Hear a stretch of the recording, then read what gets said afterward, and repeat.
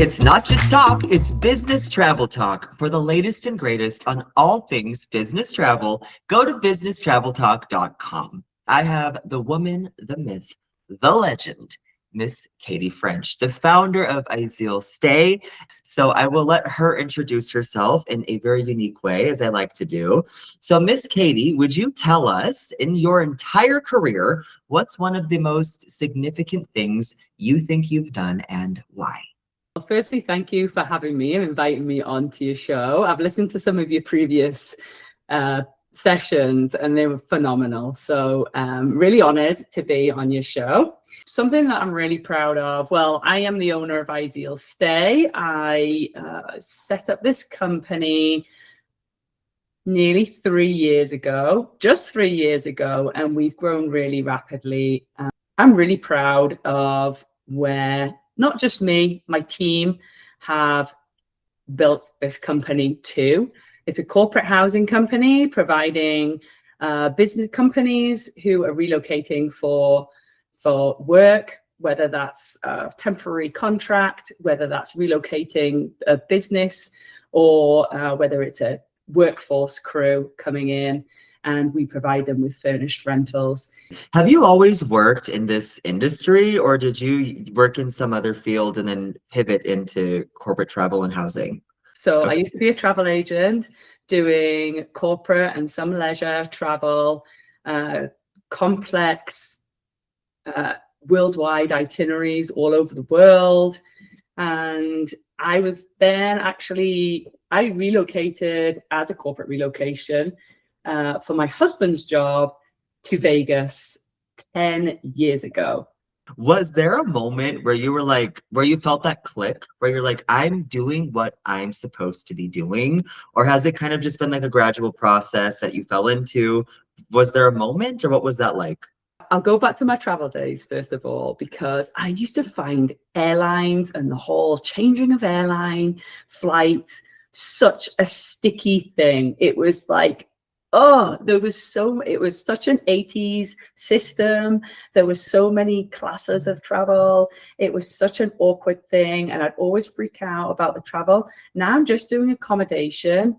And I really felt like I found my path.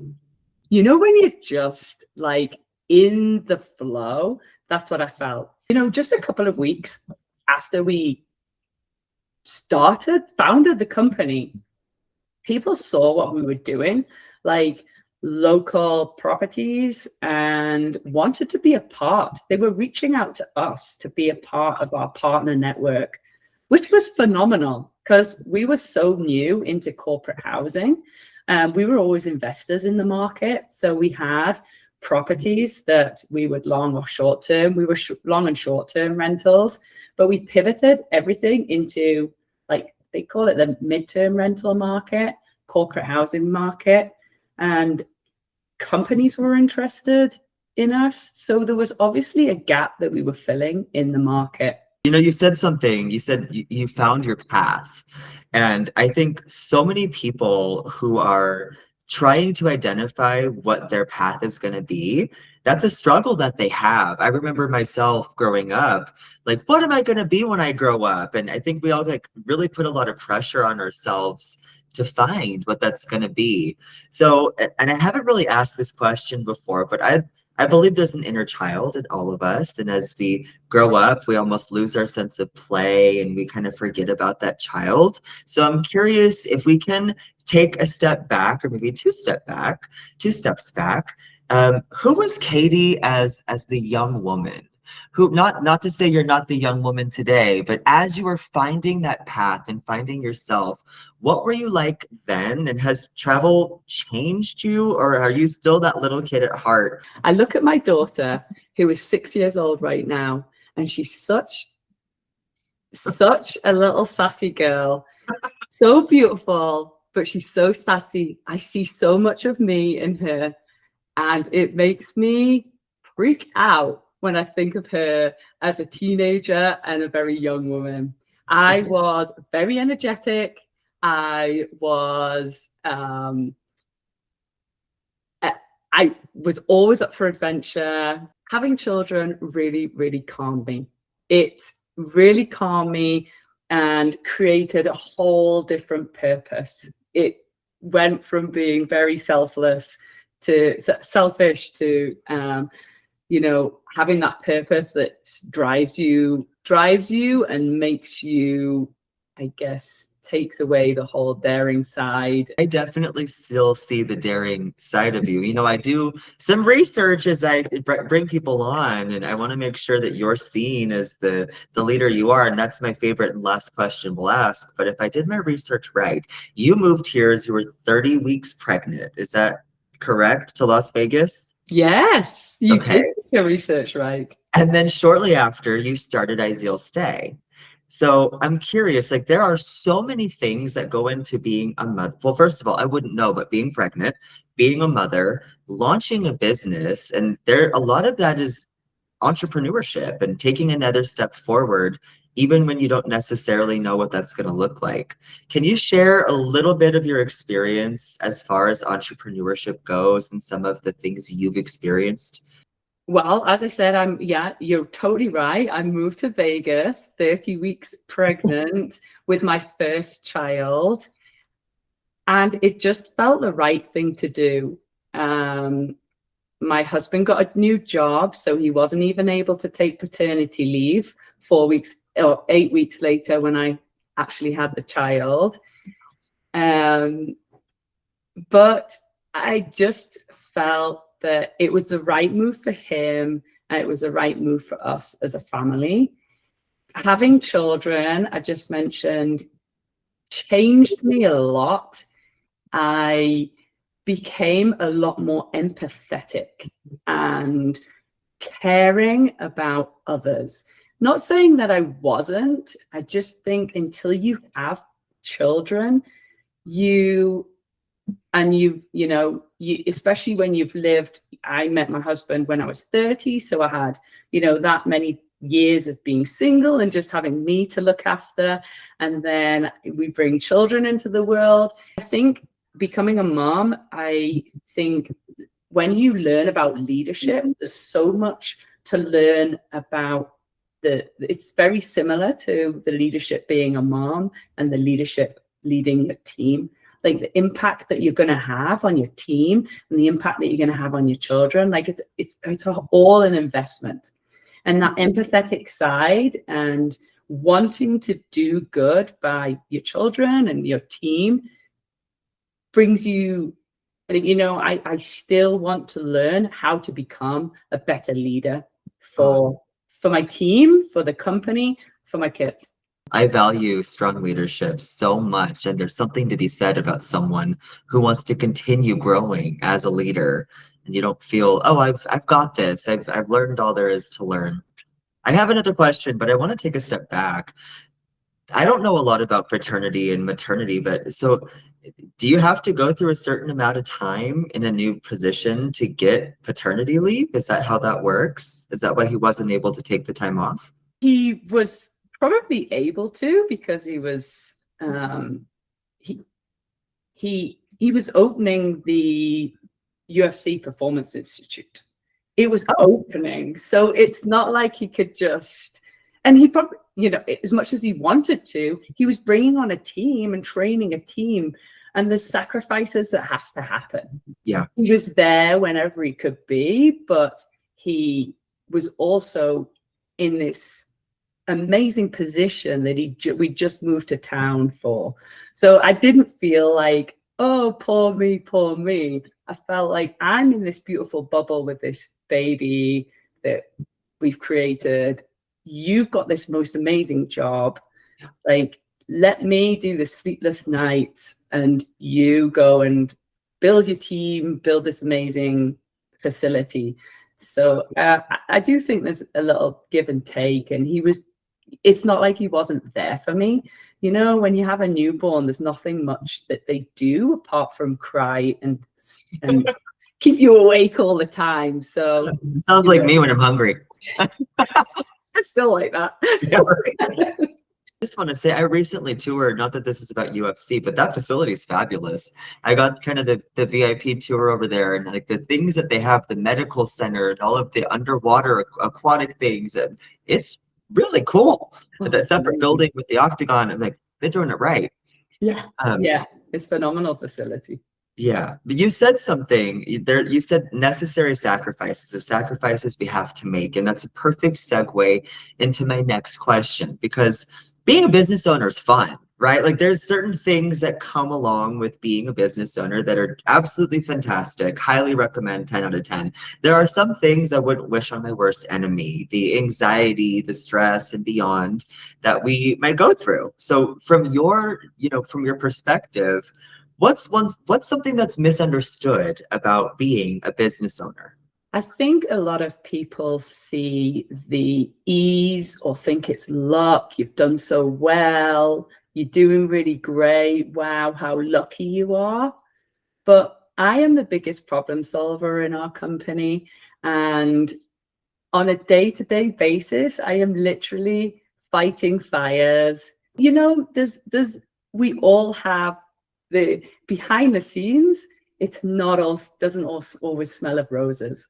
So you've worked, investments, hospitality, travel, corporate housing. Would you say there a specific commonality that kind of flows between all of that, or do you consider those separate hats that you've worn? Relationships. Oh, Everything is all about relationships. tell me more. I mean, hospitality, you're serving people. In a business, you're serving people. Investing, you're serving people. It's all we do business, and we buy from people. We do business with people we know, like, and trust. It's all about the relationship building. I mean, you are one of the best relationship builders. You really do go into a room and, like, you've got this frequency about you that you just want to talk to you. You're great with people. And I think, people want to do business with people like that. Wow, that makes me feel so good. Thank you. I really appreciate you sharing that with me. Um, wasn't expecting that.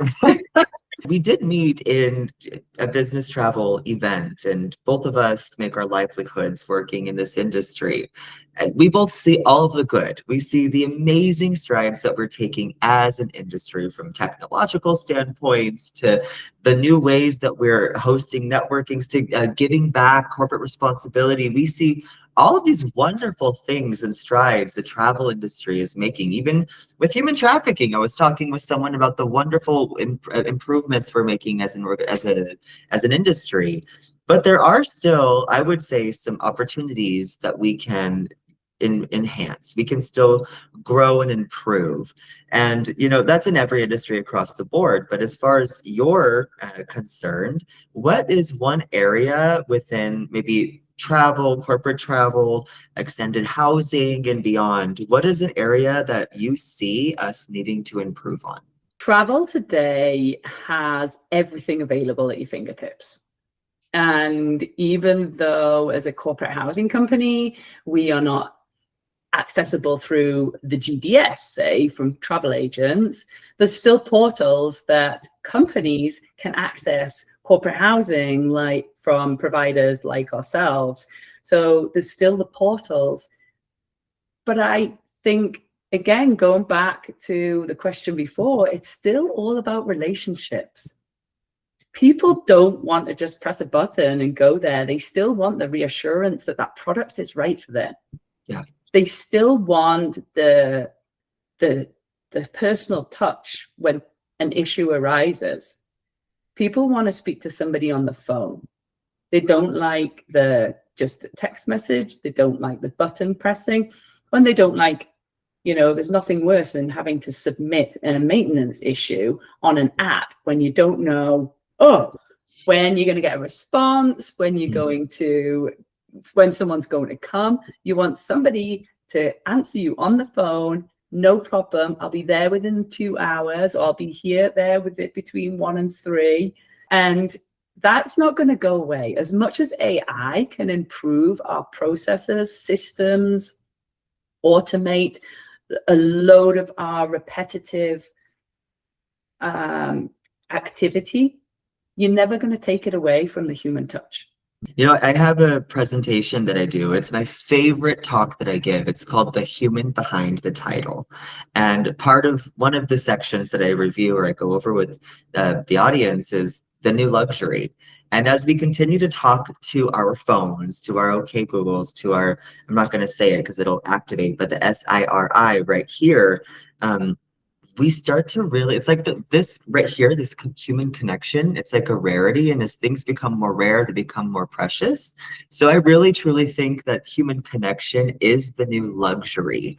The one-on-one human connection, the radiation and exchange of energies together. So I couldn't agree more. You've emphasized relationships a few times as we've spoken, and I identify with that. It's so vitally important. But you're growing and you're growing quickly. And so trusting you and your team is imperative for you continuing to grow. So how do you continue to maintain the trust of your travelers, of your clients, while also growing at the scale that you are? We have really tight SOPs, processes in place, standards in place, which are included in our procedures that maintain that communication element. I've trained my team to be the best communicators, that if they were supposed to be told some information from another source, that we're still going to tell them, we're going to be the first to inform them. So say like if they booked on a portal and they're supposed to get that information through the portal, we would still provide them with that information. So I think it's just like what you were saying, that human connection, you've just got to maintain it and train your team to maintain it and make sure it's imperative in your business. That's something that you don't want to automate. You can automate the messages, you can automate the access codes to the properties, you can automate even the welcome message after they've checked in to make sure everything's okay. But when things go wrong, or when you need to speak to somebody, or when they need to receive a piece of information, we're going to be the best communicators. Communication is so imperative. I just had to talk with one of my teams from a different hat that I wear for a different organization, but I have a board of 5, a team of 30, and I asked a simple question, and I would say 15% responded before the deadline, and I was like, hey, I don't care what your answer is, but I need you to answer because communication is so important. Those that are able to communicate effectively, there really is so much value in that. And by the way, I'm having a great time communicating with you right now. I know, me too. Actually, I think we're gonna see a turn in this. I see it already, right? I think there was a stage I think there was an era when phones became like the thing and everything was on the phone. Maybe a little bit later than me. I think you're quite a bit younger than me. And then everybody wasn't able to speak. They didn't know how to pick up the phone. And I think people are reverting back to calling and talking a lot more, don't you think? Because I think there was an era of, I don't know whether you call it the millennials, that they were finding it hard to, when they were getting into jobs, and they didn't have any confidence to speak on the phone because everything was done behind the computer, on text. And I think we're doing a full revert back to, right, we're becoming confident again, being able to talk, and we're trying to push those phones away. And social media has just been banned in Australia, England, and maybe it'll be up to 16. Wow. Yeah. I love that. I met a mom the other day, 2 days ago at a volunteer event, and I asked her, I was like, how'd you find out about this? Did you find out about it on like Channel 5? She's like, oh no, she had her 2 kids. We don't have TV. I was like, you don't have TV? She's like, no, we don't do screens. And her kids like, seem so happy. Just like being out in nature and volunteering. I was like, okay, you're doing it right. I know. You're not putting that poison in the kiddos. I know. And that's not to shame anybody, by the way, watching this, like by all means, like it's a balance. It's a balance. You don't want to be too extreme. You've given us a lot of wisdom. You have a lot to share with us. And I think that's because trial and error is a part of business and being an owner of a business, especially one to the magnitude of Izeal Stay. So I'm wondering, if it's not too personal, are there any like tough lessons you had to learn, or you did something the wrong way the first time and you had to go back and fix it? Or what's a tough lesson you've learned as a business owner? I've really learned, I don't know whether it's to do with cold plunges in the morning, but to keep my heart rate lower when I'm dealing with really stressful problems and just find a solution to them.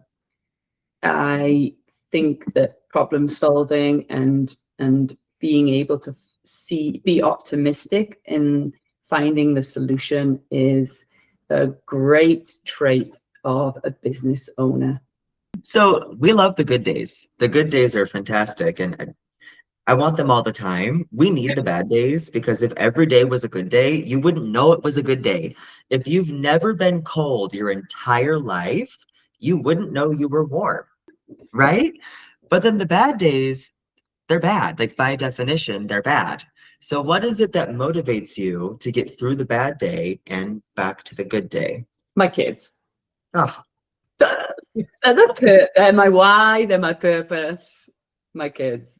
okay. They're glowing little faces. Like, seriously, I can just spend an hour with them on a bad day and they'll put a smile back on my face. That's seeing that and feeling that energy puts a smile on my face. I'm more of a dog guy than a kid guy, to be honest with you. But that's so sweet. You're talking about the kids, you're talking about motivation, and we've talked about growth. We even talked about you, on day one. Can you go back to day one? If you were this Katie today, going back to your starting day, what's a piece of advice that you would give yourself as you were launching this? Stay focused. I mentioned to you earlier that I was always very energetic, and sometimes I can have a creative scatterbrain. Oh, we could do this, we could do that. I really think it's stay in your lane, stay focused, and really, really understand the path that you're going and the goal that you're trying to get to, and build those relationships that are going to help you get there. I'm telling you, you keep saying the R word. And I was like, I knew that we were going to be friends. As soon as you started emphasizing relationships, they're so imperative. I'll tell you, I have not been the obvious choice in a lot of the positions that I've had to grow into the person I am today. And people took risks on me. I wasn't the clear fit. I wasn't the round shape to go in the round hole. Almost, I was the round to the square, etc. And people took a risk because of the relationship that people did have with me. And so it's just so wonderful to see that coming from someone of your role and stature and success, to really emphasize the importance of that. I want to take a little bit of the business hat off again, because I think it's so special to have this time with someone like yourself and to get to peel back a couple layers of the onion. So when you're not busy being the mother and the business owner and the wife that you are, what's something in life that you find passion in? I love, what do you mean, hobbies? Yes, it's a shorter way to ask the question. What hobbies do you have? I love to surf. I'm actually off to Costa Rica soon for a surf vacation with the family. I ski. I stay active. We stay really active as a family, so we hike a lot, and I love being with the kids and the family. I think a lot of us could learn to have more balance. You're like, I think it's always something that we always need to master, is balance. Yeah. So I have two more questions. The The last question is my favorite, but I always like to ask this one because I want to make sure that I was allowing you to share everything that you'd like to share. So, is there anything during this time together that you wish I would have asked you that I haven't, or something you'd like to share that this would be a moment to do so? You have asked the most amazing questions, and I will definitely ask you them right back at you one day, because you've got such an interesting background. But no, I don't think there's anything else from me. My favorite question, and I alluded to this earlier. I was sharing how important leadership is and having a mentor and someone who cares about you. And when you're not the obvious choice, they take a risk on you. So, as far as leadership goes, and you are a leader in your own right in the many things that you do, where did you get that? Is it a family member, someone you watched on stage? Is it someone you've worked with? Is it none of the above? How did you learn to be the leader that you are today?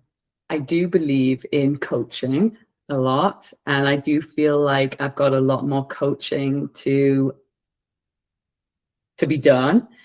I had a mindset coach called Kess, who has been a huge impact on me founding the company, and my mindset going forward as a business owner. But I also get inspiration from my husband, who leads a team of 70 people, maybe. Wow. He's a phenomenal leader. He's very humble. He's very personable with his employees.